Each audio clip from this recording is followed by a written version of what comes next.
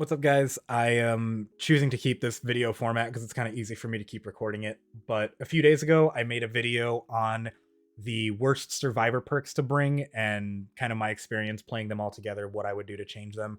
So I'm deciding to do it again for Killer this time around. Quick disclaimer for everything similar to what I said before. I don't think my elo is phenomenal for Killer. This was all done in low ash to bronze for Killer. I was playing Ghostface, so that is another factor that technically does weigh in on how good or bad I did. And the four perks that I ran are here: Territorial, Imperative, Bloodhound, Furtive Chase, and Predator, all of which are pretty bad in my experience. I'll get to that in a second. But in my games, I played about 7, I think 6 or 7 today as well, very similar to last time. Very small sample size, I know. But when I was just messing around, walking around, M1ing, trying to get goofy stalking stuff, I didn't really do very well. I got like 2 or 3 hooks and everyone escapes. So I decided, let me take a step up. Let me actually try and, 99 stalks, get quick one-hit downs, and try to make sure that I'm not proxying or tunneling someone out, but kind of, patrolling, making sure that I can keep an eye on everybody and try to keep as much pressure as I could.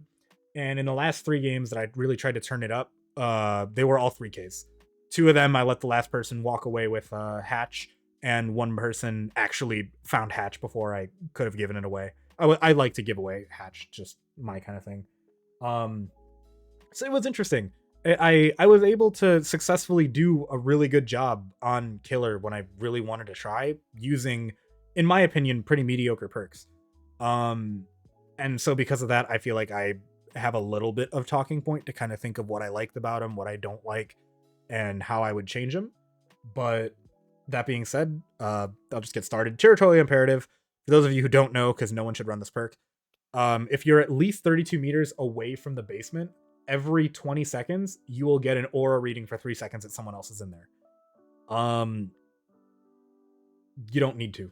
This is not a good perk. It went off once when someone was about to die on hook, and I very easily knew someone should be going down there to save him if they want to save him. Beyond that, perk never went off. Quick fix, in my opinion, take the cooldown off. I think if you are far enough away from the basement, you shouldn't need a cooldown to know someone's down there. And if someone's down there, let's just say they wanted to go grab that chest and be sneaky, cool. You're running in my opinion, if the cooldown was gone, a mediocre perk at best to counter someone trying to find an item in the basement. I think that's fair. Maybe not, the most perfect balance thing, but I don't think that's an issue. I'm kind of cool with it not having a cooldown. But this perk didn't really do anything for me, but I think that would be a good change just to make it a little bit more relevant. Not even that much more relevant, because I know we're in a gen kick slowdown meta that everyone hates, but just something that I think could buff up some of the weaker perks. Next was Bloodhound, and this just makes the pools of blood very bright, and you can look at them for a few seconds longer. It helped. Admittedly, I don't play a lot of Killer, so I sometimes, depending on the map, like in Midwich, there is random blood on the floor. You usually are able to tell whose it is, like if it's just part of the map or you're chasing a survivor. This helped a lot. In my opinion, actually, tracking this was super helpful, but I know people have like filters and like color correction that they'll have on their screen that basically makes them run Bloodhound for them. I'm not a fan of that. There's also this whole like argument about accessibility, which I don't really want to get into, but I think the perk as it is fine. Something that just helps you track. It's another one of those like beginner friendly perks. And it is a teachable on one of the first killers they've introduced in the game, so totally fair. Not sure exactly how I'd really change it, because it's not like having more duration to track the blood would help, and the color is already pretty apparent. So I think overall Bloodhound's fine. I wouldn't do a whole lot to change it. It's just, it is going to be a weak perk as it is, but I did find value out of it. Any type of slowdown perk or information perk more than Bloodhound, I'm sure would have been better, but it wasn't bad, and I'll stand by it. At least in my experience, this wasn't bad. Furtive Chase. Every time you hook your obsession, you get a token up to 4, and while you're in a chase, your terror radius is reduced by 4 per token. And then there's a mechanic with switching the obsession when you hook someone or not. I'll be honest with you, I don't know the interactions with killers to warrant why this perk exists, but in my opinion, it was bad. Um, I don't think there was any unique surprise factor that could have existed from the fact that I was chasing somebody. And because I'm chasing someone, maybe you're working on a gen close by and you don't realize your buddy's getting chased. So, ooh, maybe I can, quickly change targets and then get a quick stab in or something. In my opinion, this perk didn't do a whole lot. And I think especially, I have no confirmation that people were, queued with others except for one duo queue, and the person came in my chat, said hi. But I think honestly this doesn't do anything. And if you're in a coordinated group where you're queued together, like you can just call out you're being chased. And now that terror radius doesn't really have any surprise value. I know that there's a couple of like if you have a big terror radius, then you can make some skill checks harder. I forget the perks that it is, but I know Wesker had that because his terror radius is massive. So reducing the terror radius specifically in chase just feels weird. Also I was using Ghostface, so like straight up I have a stealth that just eliminates my terror radius.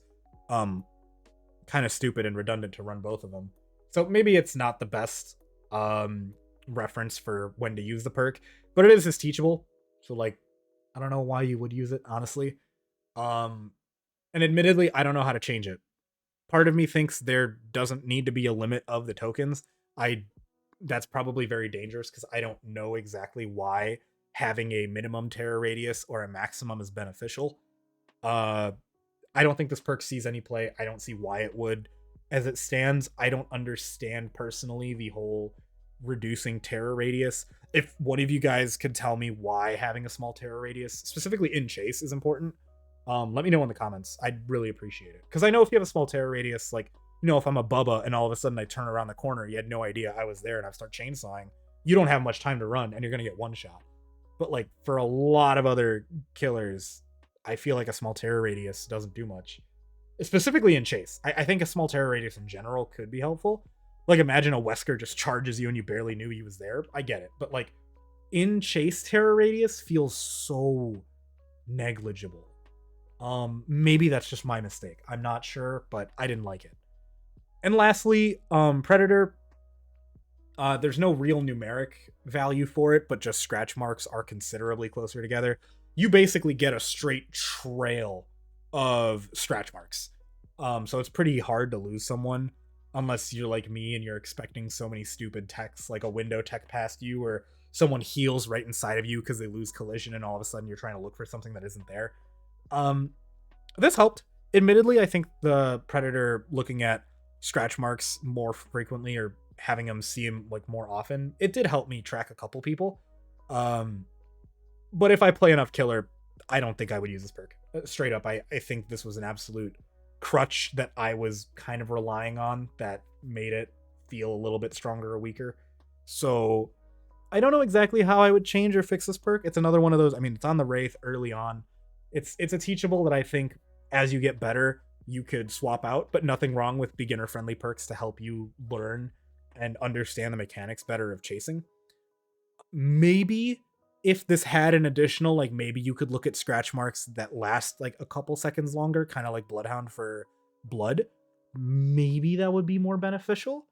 They would actually become kind of a relevant information perk, especially if someone's trying to get ready for like a flashlight save and they'll like crouch behind, but they had to sprint to get behind a rock near you, so maybe you could see possibly the last little bit of scratch marks. But I don't know. I think that in general, the Predator and Bloodhound were informational perks that help new players, and I'm happy they exist. I think it just feels kind of bad that they're teachables, but they're also for a base kit game killer. So I can't be too upset about it. I think they're fine. Territorial Imperative, another, I think, Huntress's base in the game. Get rid of the cooldown. I don't think the cooldown needs to exist on Territorial Imperative, and I don't think the perk would be too problematic. Correct me if I'm wrong. I hope not, but I don't think so. And Furtive Chase, adjusting your terror radius in chase, I feel like didn't have any value. So either maybe you could have like no limit on the tokens, so it's actually 0, which would be kind of cool. You could have actual sneak attack plays, or if there is a limit, maybe like half that distance is when you're out of chase, so you can reduce your terror radius a little bit. Obviously, you don't want a 0 terror radius Bubba. I understand there could be problems with that, but something to benefit rehooking the obsession, because I feel like the perk just doesn't do enough. Let me know what you guys think down in the comments below. If you want to check out me streaming or talk about anything while I'm live, Tuesday through Friday Central at noon to like 2-3 o'clock. I try to stream a couple hours every day. But that's it. I'll get out of your hair. Take it easy, guys. Peace.